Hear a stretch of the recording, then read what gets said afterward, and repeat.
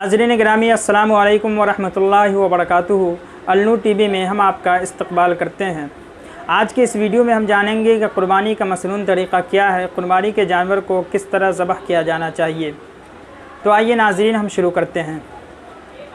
क़ुरबानी एक मोहतरम बिशान इबादत है। क़ुरबानी के दिनों में अल्लाह तबारक व तआला को क़ुरबानी से ज़्यादा कोई भी अमल महबूब नहीं है।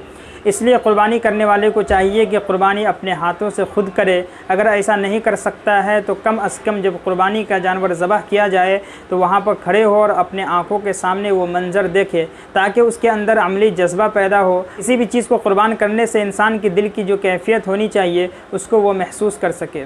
नाज़रीन, क़ुरबानी का मसनून तरीक़ा ये है कि क़ुरबानी के जानवर को क़िबला रुख़ करके बाएँ पहलू पर लेटा दिया जाए।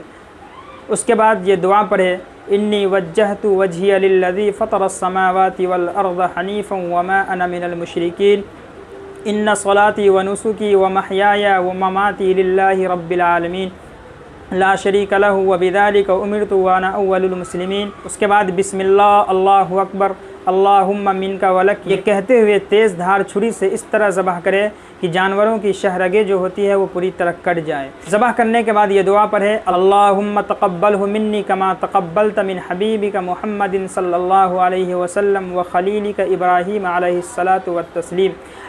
अगर क़ुरबानी किसी और की तरफ से हो तो मिन्नी की जगह मिन कहकर उस शख्स का नाम ले जिसकी तरफ से क़ुरबानी किया जा रहा हो। जैसे कि अल्लाहुम्मा तक़ब्बलहु मिन फ़ुला कमा तक़ब्बलत मिन हबीबिका मुहम्मदिन सल्लल्लाहु अलैहि वसल्लम व खलीलिका इब्राहीम अलैहिस्सलातु वत्तस्लीम। जानवर ज़बह होने के बाद फ़ौरन काट पीट शुरू न करे, बल्कि उसको ठंडे होने का इंतज़ार करें। तो नाज़रीन, उम्मीद करते हैं कि आप समझ गए होंगे। तो चलिए फिर मिलते हैं अगले वीडियो में। जब तक के लिए शुक्रिया। खुदा हाफिज़। जज़ाकल्लाह।